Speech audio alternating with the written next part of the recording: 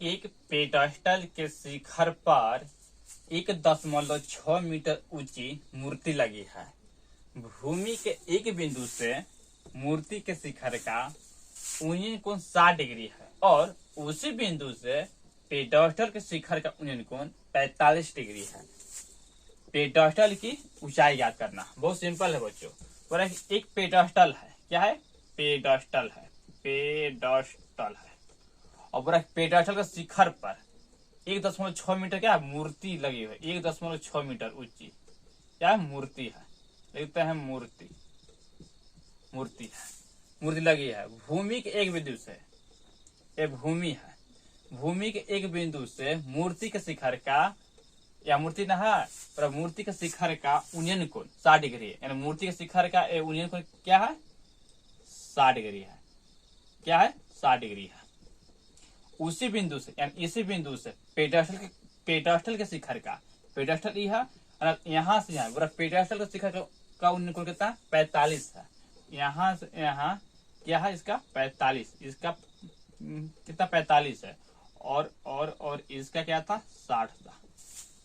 ये पेडस्टल की ऊंचाई याद करना है।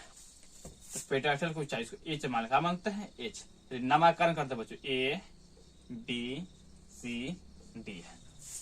फिर मान देते हैं, मान लिया कि BC बराबर H मीटर पेडस्टल था। क्या था? पेडस्टल की ऊंचाई है। क्या है? ऊंचाई है। और AB बराबर 1.6 मीटर क्या? मूर्ति है। क्या था? मूर्ति है। तो प्रश्न चलते हैं, प्रश्न से चलेंगे। समकोण त्रिभुज BCD में यहां लिखेंगे समकोण त्रिभुज BCD में। अब इसका कोण कितना दिया गया था? कोण बराबर इसका दिया गया है 45। कितना दिया गया? 45। तो कोण यहाँ बनता है तो लंब और आधार, यानी लंब बट आधार क्या जाता है? तो 10 में कोण के मान दिया गया कितना? 45 डिग्री। तो BC बटे, यानी लंब है ना, तो लंब क्या? BC बटे CD। और 10 45 डिग्री का मान होता है बच्चों 1। और BC के मान रखे हैं H, और CD का CD तो कुछ रखे नहीं है। CD से एक गुना करें तो CD, और H से एक गुना करें तो H, यानी CD की वैल्यू कितना आ गया? H। अब चलते हैं पुनः समकोण त्रिभुज ACD में। पुनः समकोण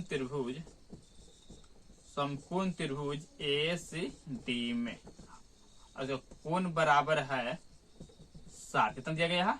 60। इसका कोण कितना दिया गया है? 60। तो लंब बटा आधार क्या में जाता है? तो 10 में क्या जाता है? 10 60 डिग्री, यानी AC बटे CD।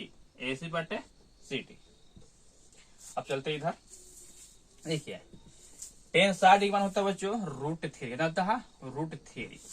AC यानी क्या होगा? AB plus BC। तो AB के मान कितना दिया गया है? 1.6। और BC के मान दिया गया है H। और CD की वैल्यू निकल गया है कितना? H। आपका होगा R पर गुना होगा। H से √3 गुना करेंगे तो क्या होगा? √3H। अब 1 से इतना गुना करेंगे तो ही ना 1.6। अब एक जैसा E अब है तो इसको नहीं लाएंगे, √3 प्लस यानी तो माइनस 1.6 अब क्या होगा? कॉमन जाएगा। अब क्या जाएगा? कॉमन। तो √3 हो गया यहाँ पे, और H कम एक बचेगा 1.6। अब इसलिए H बराबर 1.6 बटे √3 माइनस 1। अब क्या होगा? तो हर परिमीकरण होगा, तो यहाँ गुना देंगे, माइनस है तो ऊपर लिखेंगे √3 प्लस 1 और नीचे भी लिखेंगे √3 प्लस 1। क्योंकि माइनस रहता है तो प्लस होगा ऊपर नीचे, और प्लस रहेगा तो माइनस होगा। इसी क्या बोलते हैं? हरों का परिमीकरण। अब देखिए 16 1.6 से इतना गुना करेंगे तो 1.6 कोष्ट √3 प्लस 1 इतना लिख सकते हैं। A minus B, A plus B कौन सा सूत्र पे है? A स्क्वायर माइनस क्या पर है? B स्क्वायर पे। तो A square minus B square. अब देखिए स्क्वायर है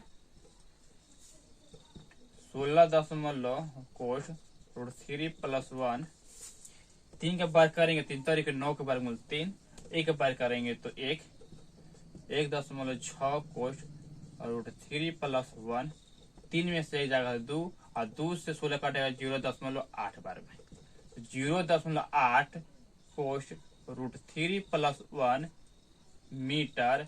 यही आगे पेडास्टल की ऊंचाई का आंसर। उम्मीद करते हैं कि आप लोग सीख गए होंगे।